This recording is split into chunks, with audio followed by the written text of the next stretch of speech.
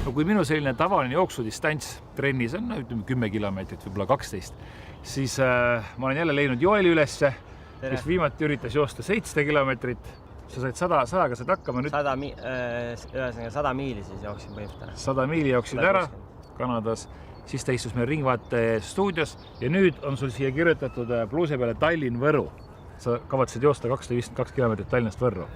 Esimene küsimus, kui inimesed praegu kuulavad ja vaatavad. Täpselt, miks sa seda teed? Miks sa teed seda kogu aeg? Ei no, selles mõttes, et üks ütles mulle kunagi, et siis kui ma tegin Yukon Arcticud, et aga sul on ju kogemust vähe, on.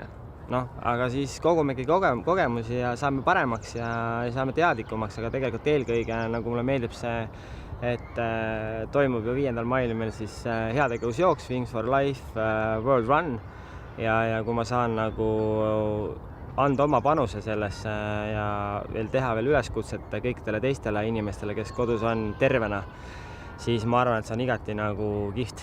Ega mina ju ei ole mingi kõva jooksjad, kõvad jooksjad ei tee selliseid hullused, nemad käivad võistlustele, minul jälle võistelda ei meeldi, mulle ei meeldi otseselt võistlus. Et mulle meeldib see seiklus ja siuke nagu endale proovile panek ja siis ise õpid ja paraned ja arened ja see on nagu tore. Talle meeldib seiklus, 200, mis oli? 252 kilomeetrit Võrru. Jah. Sa pole enne kunagi nii pikalt jooksnud, sa oled igast hulle asju teinud, aga nii pikalt järjest pole jooksnud. Jah, et ma olen jooksnud Tallinnast Jõgevale, ma olen jooksnud Kõrbes, ühe otsaga jooksnud Tallinnast Pärnusse 16 tunniga ja nüüd siis tahaks ületada selle unefaasi, ehk siis see tähendab seda, et plaanis on see 252 läbida niimoodi, et magama ei lähe.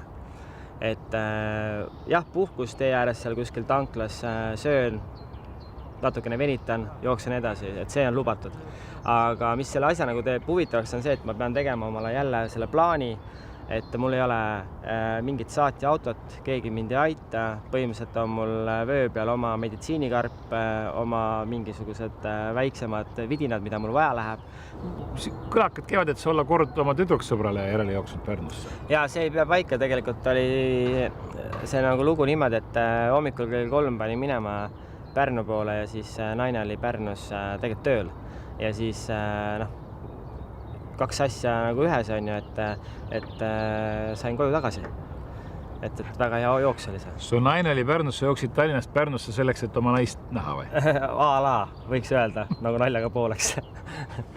Loodan, et ilm nagu soosib, et juunikuus ma seda praegu enam teha ei saa, et kuna sõbrad ütlevad, et minust on saanud mingis mõttes nagu hüljes, et paar päeva tagasi ma tegin ju rekordi ka, et 40 minutit olin siis pluss 10 kraadises vees on ja tulin välja ja käed midagi viga ei olnud. Nagu ma arvasin, sa plaanid täna pärast meie trenni lõppu korraks siis Roomi rinnas vette hüppata. Jaa, sellepärast ma just tegin ühe korraliku trenni ja mul natuke lihas nagu valutab ja ma arvan, et see külmas olemine on väga hea karastus.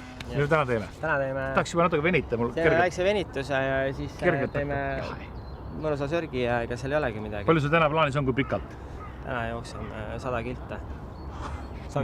Ma arvan, et ma astun ühel hetkel rajalt kõrval, ütleme, võib-olla 10 jooksen kaasa hea juurega. Täna arvat ajaliselt või tund aega ja ongi väga hästi. See on mul põlvede jaoks, et see tõmbab mul põlve selle jooksulihase nagu lahti.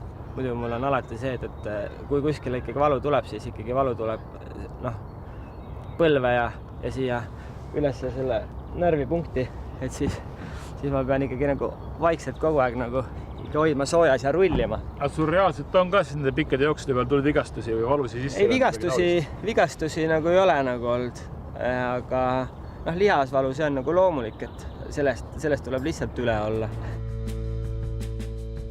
Aga teeme siis nagu sutsaka või? Ma pean soojendustressi maha. Ja soojendus maha, et sul on 5 sekundit aega. Appi, juba läheb ärevaks. Ja läks, ja lähme.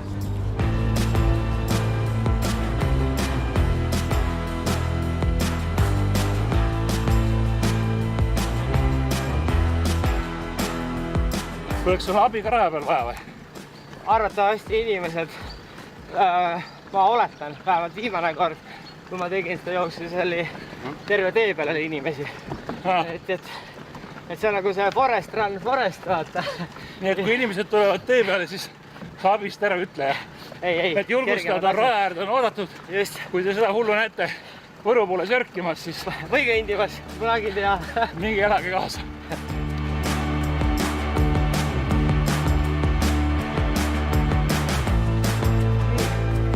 On niimoodi, et osad mehed lähevad duši alla aga hullemad mehed lähevad. Ei, mis hullemad mehed, noh, käime vees ära ja oleme jälle puhtad, noh.